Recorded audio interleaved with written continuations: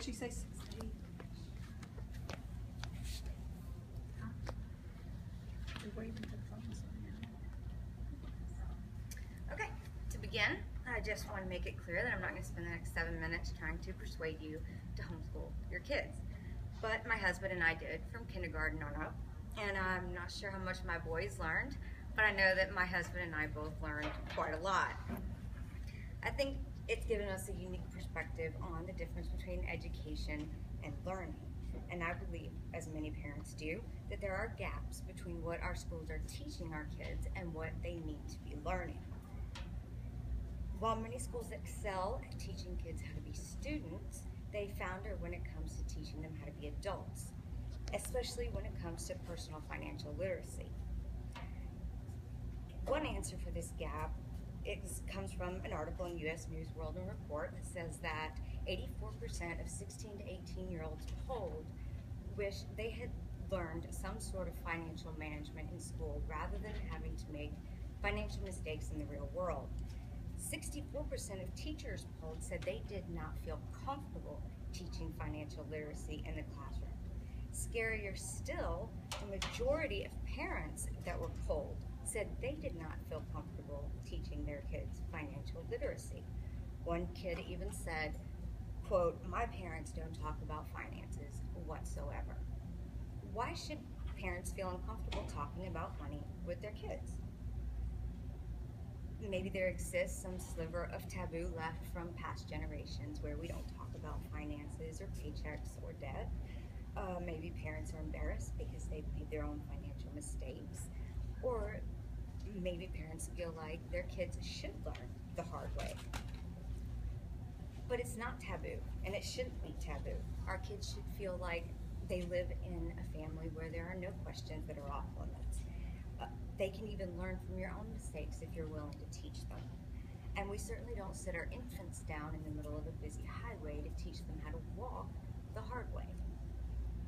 And we teach our children every day. We do teach them how to walk and talk.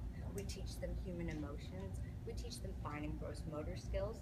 We teach them to be kind and obey the rules. We even teach them about sex. So why can't we talk to them about money?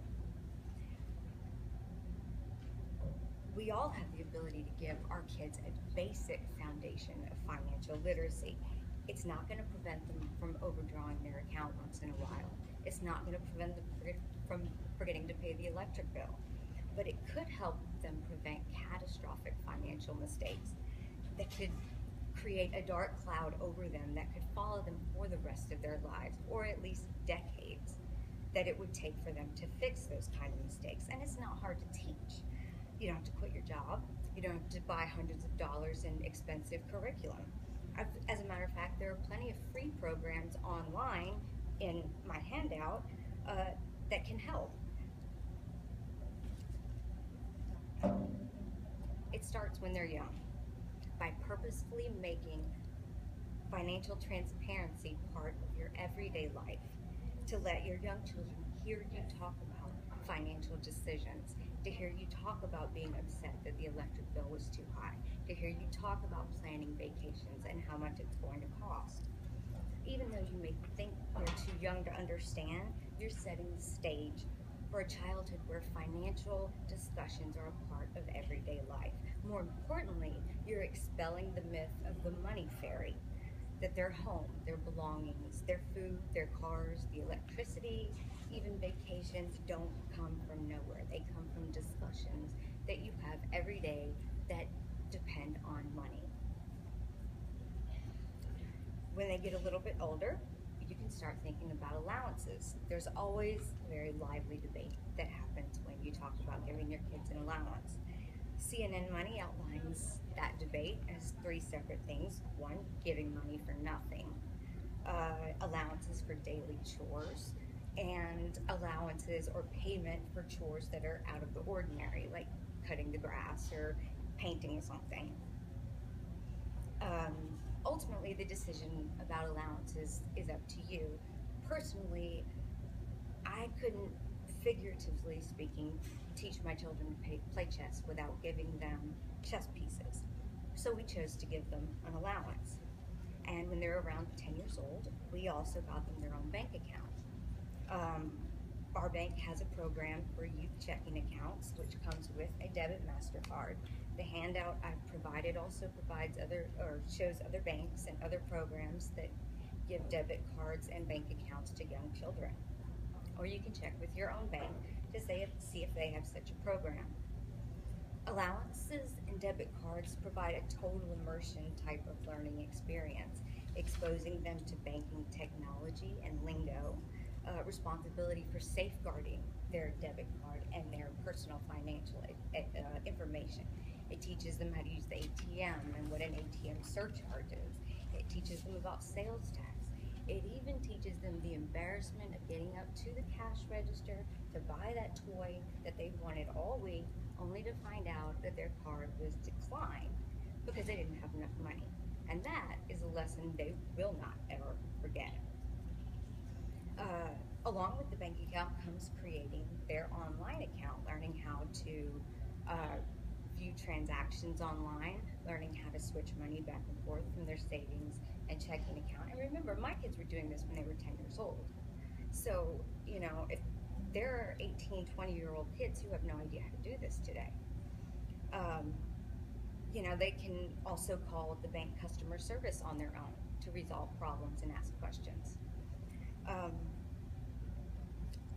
Lastly, one of the most important things is to teach your kids, especially our young adults that are about to strike out into the world, that it is okay to be broke. Everyone starts from nothing. It's okay to have cardboard boxes for end tables and to eat ramen noodles and PB&J much more often than you would like. Living within your means for a young adult means accepting all these things as true. You are not going to move into your first apartment and have furniture like your parents have. When you teach your kids that it is okay to be broke, it also keeps them from being victim to the credit card companies that prey specifically on college students and young adults, trying to convince them that even though they cannot afford this stereo or this new computer, they can always charge it.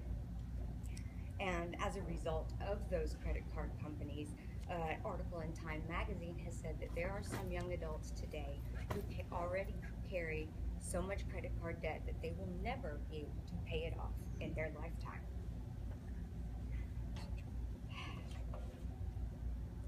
In the end, you can do so many things with your kids. You can show them your own pay statement, explain the difference between net and gross income, fight that Social Security and Medicare, show them your mortgage statement, tell them the difference between principal and interest, explain concepts like good debt and bad debt, the magic of compounding interest in your 401k or your IRA. What we all want in the end is to send our kids out into the world armed and able. And if there's far too little time to sit around and curse the school system for not doing it, at some point, we as parents, the ones who taught them how to wipe their own butts and spell their own names, must take up the helm and do it ourselves. Thank you.